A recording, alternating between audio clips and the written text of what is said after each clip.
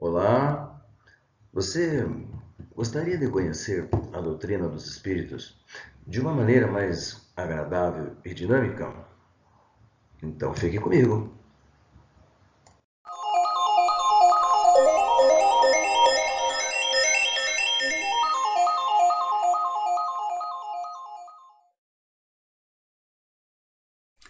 Alô, bom dia, ou boa tarde, ou boa noite a você que está nos assistindo. Eu sou Marlos Ronque e estou falando aqui de Ponta Grossa, do estado do Paraná. Eu trabalho nessa casa espírita aí, chamada Casa Espírita Paz, Amor e Caridade, há mais de 30 anos. E o objetivo de estar fazendo este vídeo é, é levar para vocês os conhecimentos da doutrina dos espíritos. Com isso, eu espero chamar a sua atenção e o seu interesse para que você mesmo vá aos nossos livros, às nossas obras, para se inteirar da doutrina dos espíritos. Tenho certeza que este conhecimento vai fazer com que a sua vida fique melhor e você viverá melhor, com mais tranquilidade, com mais segurança, tá? Então, vamos aqui dar continuidade aos nossos estudos e aí está o nosso logo, né? E estamos aqui, companheiros. Estamos aqui. Espiritismo em Foco. Segunda parte, Mundo dos Espíritos, capítulo 1, Hierarquia no Mundo Espiritual. Antes de começarmos a falar sobre o Livro dos Espíritos, eu sempre enfatizo que é um estudo superficial. O objetivo não é esgotar assuntos, é despertar a sua atenção, a sua curiosidade. Então, eu gostaria de contar então a história do Jonas. Essa história eu retirei aqui, ó, do livro O Vale dos Espíritas. E é um livro que nos traz várias histórias, histórias de pessoas que foram espíritas e ao desencarnar, pois é, se encontraram em situações inesperadas. E serve de ensinamento e exemplo para todos nós espíritas. O Jonas, então, ele nos conta que ele era um homem já maduro, acima dos seus 50 anos, e havia sofrido um AVC, um derrame, e estava na UTI do hospital quando ouviu os médicos dizerem que constataram, diagnosticaram morte cerebral. Bom, Jonas era um cara inteligente, instruído, bem informado. Ele não conseguia mexer o seu corpo, mas estava lúcido, estava consciente. Imediatamente, escutando aquilo, ele pensou: mas caramba, eu estou me sentindo vivo. Como posso estar morto? Mas a hora que ele percebeu que colocaram um lençol sobre ele e começaram a retirá-lo da UTI, ele então caiu a ficha. Percebeu realmente que o corpo havia morrido. E nesse instante, lembrou-se, lembrou-se que 1 ou 2 dias anteriores, muitas cenas, muitas vivências da sua vida vieram do inconsciente. Ele lembrou-se de muitas coisas, estranhou, né? Estranhou essas lembranças, mas deu continuidade à sua vida. Com isso, não quero dizer que todas as vezes que nós estivermos nos lembrando do nosso passado e da nossa infância e tudo mais, significa que nós vamos desencarnar amanhã, por exemplo. Não, isso não. Mas normalmente quem vai desencarnar tem esses insights, né? Bom, imediatamente Jonas começou a sentir uma dor no seu peito, sabe? Algo estava incomodando muito e pensamentos vieram à sua casa mental. Pensamentos do tipo: e agora? E agora o que vai acontecer? E agora o que vai ser da minha esposa, dos meus filhos? O que dirão quando souberem? E o que dirão os companheiros trabalhadores da casa espírita? Que vergonha! E o que dirão os dirigentes espirituais? Que fazer, meu Senhor? Imediatamente pensou na sua esposa, nos seus filhos, na vergonha e foi atraído para sua casa. Porque no mundo espiritual é assim, nós pensamos e as coisas acontecem. Precisamos tomar cuidado na espiritualidade com tudo que pensamos, com tudo que desejamos, porque elas acabam acontecendo. E daí, já em sua casa, percebeu que o hospital ainda não havia ligado, eles não sabiam ainda do seu desencarne, sua esposa e seus filhos ainda estavam dormindo. E olhando para a esposa, sentiu um grande aperto no peito. O remorso de não ter sido fiel a ela. E o questionamento que vinha era: e agora? Como vai reagir a minha esposa quando souber da minha amante, da minha outra família? E essa vergonha e esse sentimento de culpa foram muito fortes. Jonas saiu de sua casa e foi direto para a calçada, sentou na calçada, colocou a cabeça entre os joelhos e começou a chorar de desespero. Só que, sabe, no mundo espiritual, como já dissemos, você pensa, você sente, você deseja, e as coisas acontecem. E aquele desespero todo, pela lei das sintonias, aquele sentimento de culpa, pela lei das sintonias. Quando o nosso irmão Jonas abriu os olhos, percebeu que já não estava mais na calçada da sua casa, ele agora estava em uma região cinza, escurecida, estéril, não havia nada.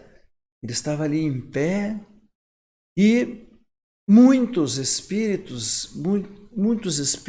perambulando de um lado para o outro, uns gritando, alguns chorando, outros desesperados, muitos estropiados, alienados, aleijados, estropiados e em maltrapilhos. Rapidamente, Jonas percebeu que estava no umbral. E em um relance, em uma fração de segundos, veio um pensamento de revolta, tipo, mas como? Como pode eu vir parar aqui? Afinal de contas, foram tantas décadas de dedicação à casa espírita, e os trabalhos mediúnicos, as doutrinações, as cestas básicas, o atendimento às comunidades, nada disso teve valor. Como pode eu ter vindo para cá? Mas foi uma fração de segundos esses pensamentos, mas ele os teve. Mas imediatamente a eles veio outro, que foi o remorso e o sentimento de culpa pela infidelidade, pelas mentiras. E aquilo veio e foi arrasador, abrasador, queimando. Foi tão forte o remorso e o sentimento de culpa que Jonas não teve coragem de chamar os amigos espirituais. Sabia que sairia dali ou seria auxiliado, mas não teve coragem, teve vergonha. Como encará-los? E se eles chamassem a sua atenção quanto à sua conduta? Vejam o que o orgulho faz com a gente. Altera os nossos pensamentos, o nosso discernimento. Como se os amigos espirituais chegassem até nós apontando o dedo, dizendo que nós somos culpados por isso, por aquilo. Eles são amigos, não são cobradores, não são promotores da justiça. Os amigos espirituais nos amam, eles torcem para que nós façamos as coisas certas para o nosso próprio bem. E eles se alegram com as nossas vitórias, com as nossas conquistas. Mas essas coisas, naquele momento de desespero do Jonas, recém-desencarnado, eu não conseguia pensar assim. Só o sentimento de vergonha que tinha como raiz orgulho, bastante orgulho daquilo que ele era. Então, ao invés de se ajoelhar, ou sentar, ou simplesmente fechar os olhos e pedir a Deus, a Jesus, aos amigos espirituais, ele não teve coragem. Então ele lembrou-se de companheiros da casa espírita já desencarnados e chamou por algum deles, porque Jonas era um homem inteligente, ele sabia das coisas. Ele sabia que o pensamento é o veículo cósmico, universal, de comunicação entre os espíritos. E ele sabia que alguém iria recebê-los. Passado alguns momentos, alguns instantes ou algumas horas, o ajuda veio. Um dos companheiros recém-desencarnados veio até ele em uma caravana. E rapidamente conversaram, e esse amigo contou para Jonas que ele habitava uma cidade ali naquela região. Que aquela região do umbral era denominado de o Vale dos Espíritas. Aquelas pessoas que se definiam como espíritas durante a sua encarnação, mas que não agiam como tal. Tinham o conhecimento, mas não aplicavam, não vivenciavam os conhecimentos que tinham. E ao desencarnarem, vinham todos para este local. Contou que habitava uma cidade que eles denominavam de a Cidade dos Lordes. E convidou o Jonas para ir até lá, sem antes fazer algumas observações. Tipo assim, veja Jonas, veja tudo que nós trabalhamos, tudo que nós fizemos pela doutrina, com os amigos espirituais, e olha onde é que nós viemos parar. Você conhece alguma injustiça maior que esta? E Jonas ouviu essas palavras, achou melhor não falar nada. Teve consciência do seu estado emocional, recém-desencarnado, muitas coisas para pensar, muitas alterações na sua vida, muitas perdas. Resolveu ficar quieto e acompanhar a caravana. E depois de algum tempo perambulando, andando, chegaram então a essa cidade, a essa colônia espiritual localizado no umbral. Era uma cidade que tinha tudo para ser construída ainda, e estavam construindo. Uma cidade comum, mas que precisava de proteção contra invasões. E ali moravam espíritos de todos os tipos. A violência imperava, a mentira, a cobiça, a inveja, essas coisas, o ciúme, o desejo, os desejos sexuais. Tudo isso Jonas começou a perceber à medida que vivia nessa cidade. Como a sua consciência ainda não lhe dava trégua, Jonas não quis, deixou para depois a análise da sua encarnação. Achou melhor viver um dia de cada vez, mas viver um dia de cada vez sem pensar no ontem, sem se preocupar com o amanhã. As coisas estavam muito difíceis, muito doloridas. Ele queria apenas estar vivendo ali aquele momento, sem preocupações. E o tempo foi passando, e na realidade passaram um ano. E uma certa noite, em seu quarto, sozinho, teve vontade, ou começou a lembrar de certas coisas da sua última existência.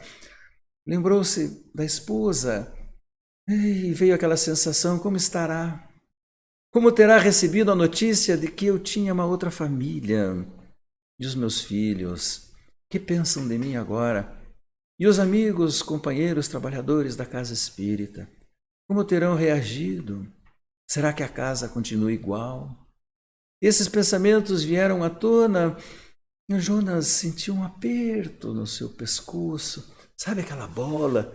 Aquela coisa ruim no pescoço, quando nós não estamos bem. Pois é, aquilo apertava o seu pescoço. Mas daí, depois de tanto tempo, ele resolveu encarar essas coisas. E ao invés de deixar para depois, ele começou a encarar estas lembranças, vivenciá-las. E foi duro, precisou de coragem para chegar à conclusão de que realmente tinha errado, de que a vida que estava tendo nessa cidade não era boa, ele não estava indo para frente, ele não estava progredindo. Os problemas eram os mesmos de quando estava na matéria, nada havia mudado. Era muita agressão, era muita violência, um querendo passar por cima do outro, e aquela coisa não fazia bem, não estava fazendo bem. Jonas teve a lucidez neste momento. Ele não percebeu que ao lado dele companheiros espirituais o estavam ajudando neste processo todo. E então, já um pouco transformado, Jonas então teve o seu instante, fechou os seus olhos e conversou com o Pai.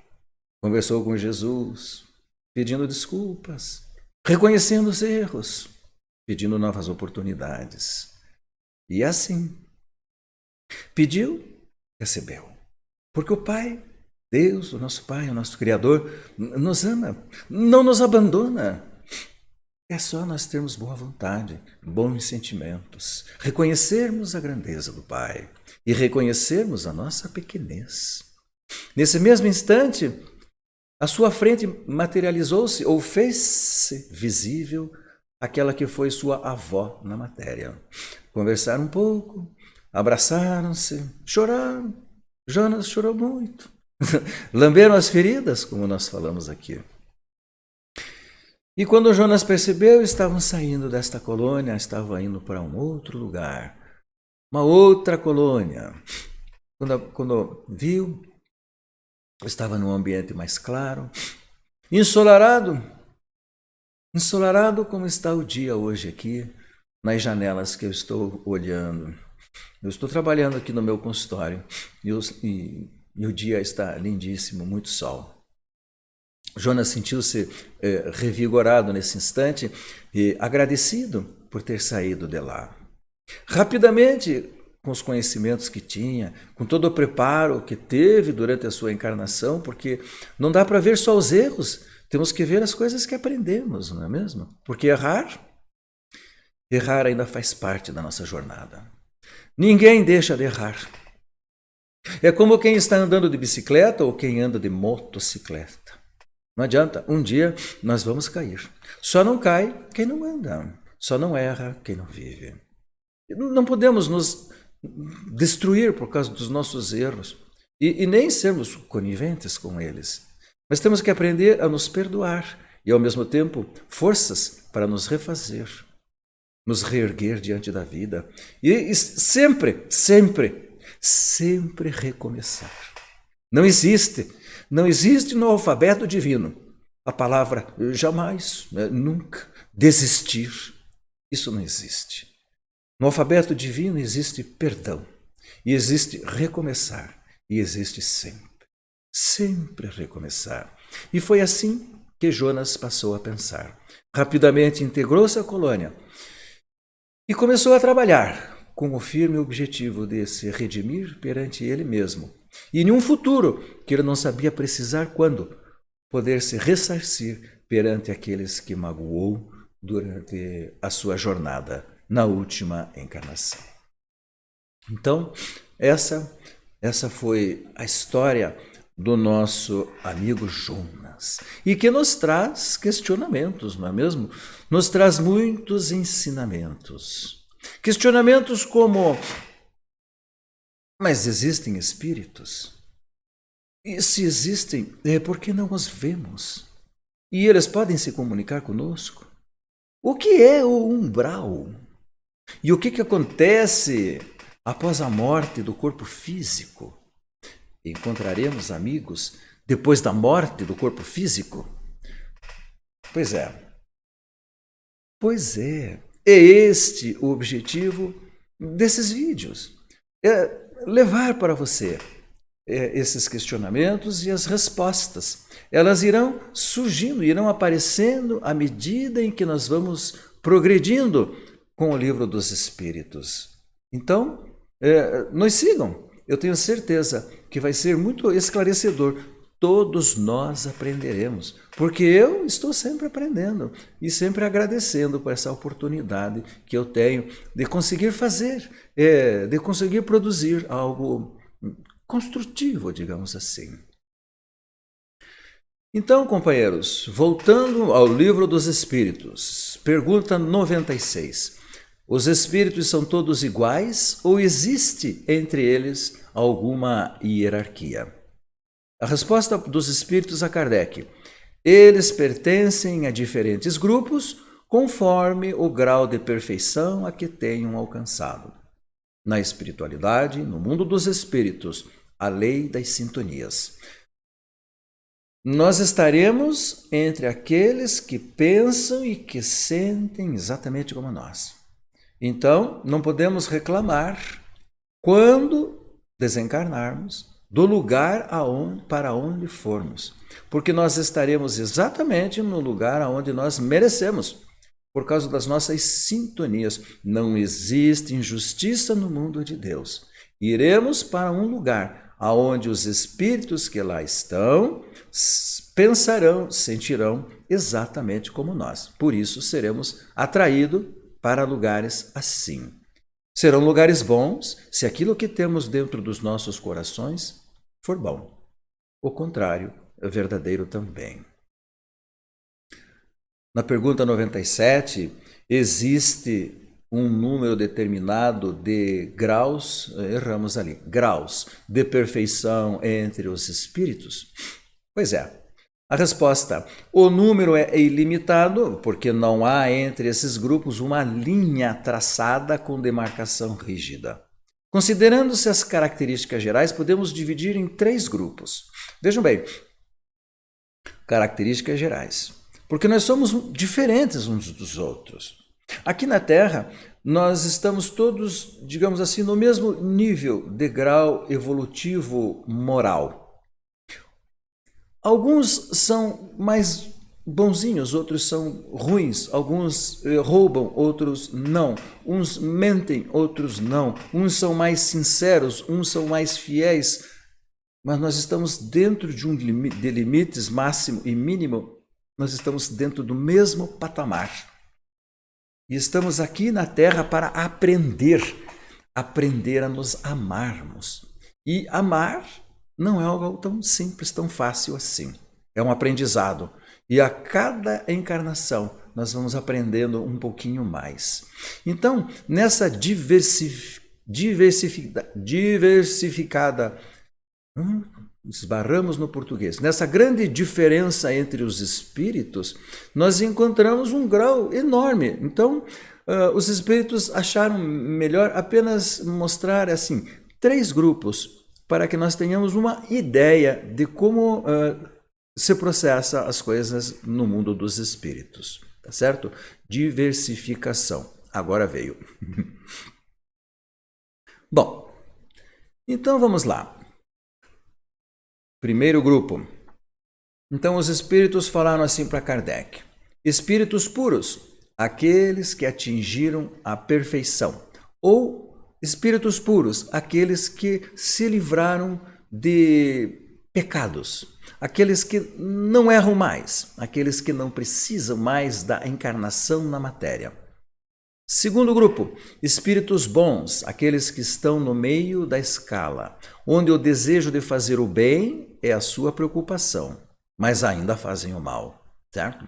Terceiro grupo, espíritos imperfeitos, caracterizam-se pela ignorância e pelo desejo de fazer o mal. Então, vocês vejam que é muito abrangente. Existe uma subdivisão de todos, do segundo e do terceiro grupo, e nós vamos ver um pouquinho mais à frente. Vamos lá.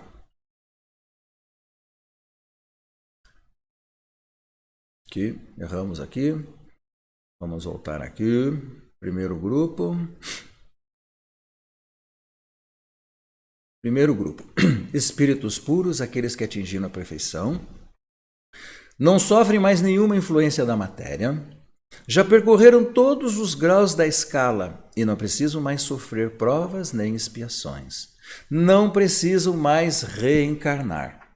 Trabalham sem parar, cumprindo as vontades do Pai, as vontades de Deus. O nosso maior exemplo é Jesus, um espírito puro, que não precisava encarnar sobre nós. Não precisava mais encarnar aqui conosco. Mas ele veio, de livre e espontânea vontade. E a sua encarnação foi uma obra arquitetônica, grandiosa, para que ele pudesse moldar um corpo que suportasse a sua energia espiritual, não é mesmo? Jesus é um espírito puro e ele passou por toda a jornada evolutiva que nós já passamos e ainda iremos passar. Ele não apareceu, ele não veio pronto, ele evoluiu, ele vivenciou tudo o que nós estamos vivenciando.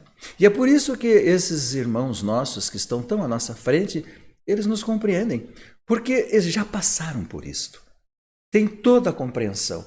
conhecem os nossos problemas porque passaram por eles. Não nos julgam e não nos criticam. E procuram nos ajudar de todas as maneiras possíveis. E esse Espírito que nós conhecemos como Jesus veio entre nós para dar o exemplo. Foi um baita sacrifício em prol da humanidade. Alma realmente grandiosa e nós devemos muito a ele, não é mesmo? Muito, muito ao Espírito, nosso irmão Jesus, que não precisa mais da matéria, está completamente livre disto. O segundo grupo, espíritos bons. Aqueles que estão no meio da escala, onde o desejo de fazer o bem é a sua preocupação. Predominância do espírito sobre a matéria. Como é que é predominância do espírito sobre a matéria? Eu tenho vontade, mas eu não vou fazer. Eu desejo, mas eu não vou fazer. Eu sei que eu posso, eu estou com vontade, eu quero, mas não é bom, eu não vou fazer. Tá? Então, o espírito sobre os desejos da matéria. Uns têm conhecimento, outros têm sabedoria e outros bondade. Os mais avançados aliam as três qualidades. Precisam da reencarnação para o seu aperfeiçoamento e compreendem Deus e o infinito. Que beleza, né? Eu não estou lá ainda, não. Então, temos que trabalhar ainda. Temos que pedalar ainda, companheiro. Temos que viver muito ainda, meus irmãos. Terceiro grupo. Olha nós aí, ó. Olha nós aí. Ram, pam, pam.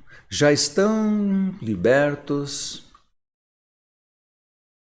Assim, ainda no segundo grupo, desculpe. Ainda no segundo grupo. Então, esse segundo grupo dos espíritos bons, tá? Já estão libertos das paixões perturbadoras, ou seja, da inveja, do remorso, do ciúme, do orgulho, do egoísmo, ambição, rancor, ódio. Então, eles predomínio do espírito sobre a matéria. É isso. Sentem inveja? Sentem. Entregam-se a ela? Não. Sentem ciúme? Sentem. O que fazem com isto? Trabalham o seu ciúme. Certo? Não, eu não sou dono de ninguém. Eu não posso ter ciúme das coisas do meu irmão. Que bom que ele tem o que eu não tenho. Que bom que ele é assim e eu não sou. E eu vou ser. Tá? Tem orgulho? Nossa, nós vamos levar muito tempo para nos libertar do orgulho, do egoísmo, da ambição. Eles podem sentir rancor? Podem sentir rancor, mas não exteriorizarão isso. Não alimentarão este desejo. É uma grande diferença, não é mesmo? Tem consciência do que sente e não deixa esses sentimentos, essas sensações, emoções crescerem. Né? Quando encarnados são bons e fazem o bem pelo bem. E aqui tem uma subclassificação, como nós falamos, né? Espíritos de boa vontade, espíritos científicos, espíritos de sabedoria e espíritos já superiores, um pouquinho acima, um pouquinho mais acima. O que vem lá agora? Opa, o terceiro grupo, então, dos espíritos inferiores. Então tá lá, olha. Espíritos imperfeitos caracterizam-se pela ignorância e pelo desejo de fazer o mal. Predominância da matéria sobre o espírito. Aí, então é o contrário. Eu quero, aí eu vou pegar. Ah, eu gostei daquela fulana lá, mas ela é casada. Eu vou lá atrás. Ah, eu gostei daquele carro lá do fulano. Eu vou pegar para mim. Tá? Predominância da matéria sobre o espírito. Eu não consigo controlar. E esses espíritos não compreendem Deus. A felicidade dos bons é um tormento para eles. Inveja. Sofrem pelos males que suportaram em vida com... Como é que é? Sofrem pelos males que suportaram em vida. E também pelos que eles causaram, tá certo? Subclassificação, como nós falamos, existem as subclassificações. Espíritos impuros, zombeteiros, levianos, pseudo-sábios, perturbadores. Nós vemos esses, eu que trabalho no mediúnico, Eu vejo muito desses espíritos, né? Os zombeteiros que vêm à reunião mediúnica para fazer gracinha, para brincar ou para atrapalhar. Os levianos que vêm para obsediar os médiuns, né? Pseudo-sábios que vêm atrapalhar a reunião, ostentando uma falsa sabedoria. Os perturbadores que são mandados virem na reunião para esculhambar, o tema é esse, esculhambar completamente a reunião mediúnica. Então, o trabalho mediúnico é uma coisa muito séria, muito séria. E os trabalhadores do mediúnico têm que estar sempre estudando, se aperfeiçoando, para não caírem nessas armadilhas destes espíritos.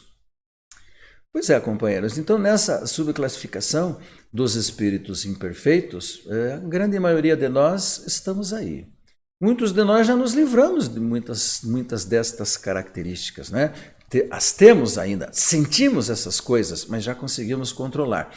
Mas ainda estamos nesse terceiro grupo, infelizmente. Falta muito para nós sermos espíritos bons. E aqueles espíritos que são bons e que estão ou que estiveram entre nós, muitos nem foram bem compreendidos, sabe? Foram vistos de outra maneira. O Chico era tão bonzinho. Chico era um espírito bom, muito bom. Não existiam pensamentos ruins, não existia nada de ruim. Ele só desejava o bem, só desejava ajudar. Ele desejava servir. Espírito bom. Bem diferente do nosso dia a dia, não é mesmo? Então, falta bastante ainda para nós chegarmos lá. Mas também, tendo esse conhecimento, não é motivo para nós nos deprimirmos, não.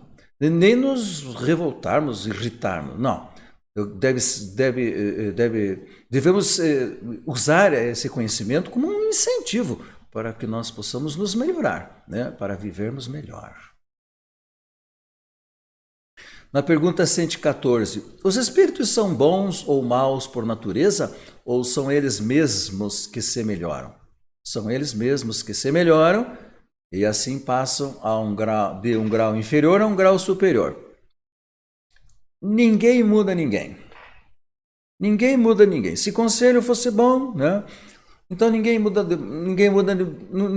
ninguém. As pessoas mudam quando querem, mudam quando sentem necessidade, mudam quando cansam de fazer a coisa errada, ou de apanhar, ou de sofrer. Tá certo? Então, a mudança, o crescimento é individual e depende de cada um. É um esforço individual. Não adianta jogar nas costas dos outros, não vai resolver. Nascente 16, há espíritos que permanecerão para sempre nas ordens inferiores, ou seja, nunca evoluirão? Não, todos se tornam perfeitos um dia. Eles mudam de ordem, mas isso demora, né? Na continuação da resposta, Deus, um Pai justo, não pode banir para sempre um filho seu. Isso nunca vai acontecer. Agora, existem espíritos que não querem reencarnar. Existem espíritos que habitam os umbrais e não desejam sair de lá, gostam da vida que têm. E o livre-arbítrio ele é respeitado, mas não para sempre. Quando o espírito realmente insiste em não evoluir, o nosso Pai, com toda bondade, vai dar um jeito, que só Deus o sabe, de transformar este filho para que tenha vontade de retornar à jornada evolutiva. Tá certo? Então, o livre-arbítrio nós temos, ele é respeitado, mas existem limites.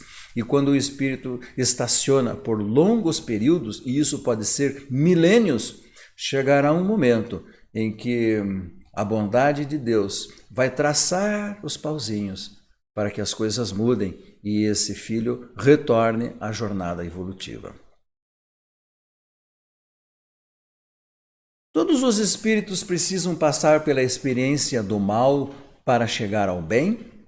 Olha que resposta. Não precisam passar pela experiência do mal, precisam passar pela experiência da ignorância. Pela experiência da ignorância, todos nós estamos passando. Nós ainda somos muito ignorantes, meus irmãos, a respeito da vida, das maravilhas da vida. Temos tanta coisa para aprender ainda. À medida que estamos aprendendo, estamos nos melhorando, estamos nos sentindo melhores. Vai saindo um peso das nossas costas. À medida em que nós vamos aprendendo, a nossa fé no nosso Pai se amplia. E nós acreditamos mais, confiamos mais, nos rebelaremos menos, nos revoltaremos menos contra a vida, contra o nosso Pai, contra Deus. E isso nos dará mais sossego, mais tranquilidade. Viveremos melhor, né? Na pergunta 123, por que Deus permite que os espíritos sigam o caminho do mal? A cada um caberá o mérito das suas obras e escolhas. É o nosso livre-arbítrio. Deus nos dá liberdade de nós escolhermos. Existem limites, tá certo? Mas esses limites são bem grandes. Nós temos muita liberdade para fazer as coisas. E estamos aí, né? Na jornada evolutiva, somos viajantes do tempo. Em uma jornada de aprendizado e de crescimento espiritual. A jornada até os dias de hoje, ela foi composta mais de erros do que acertos. E como já dissemos, não devemos nos envergonhar pelos erros, porque foram eles que propiciaram estarmos onde estamos hoje.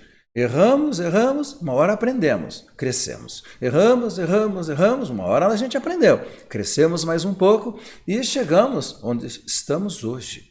A nossa jornada daqui para frente ainda vai ser repleta de mais erros do que acertos. E nós continuaremos crescendo, desde que não fechemos os olhos, desde que a nossa mente esteja aberta para novos conceitos, novos aprendizados. E assim que fomos, à medida em que vamos crescendo, espiritualmente, intelectualmente, vamos nos libertando do sofrimento, das angústias, das incertezas, dos medos, das inseguranças. Nos sentiremos cada vez melhores, mais próximos do Pai, mais próximos do Criador. E chegamos ao final do nosso vídeo de hoje. Este vídeo de hoje foi um pouquinho mais longo, me estendi um pouquinho mais nos comentários. Como eu já havia falado antes, eu desejo que seja assim 20, 25 minutos.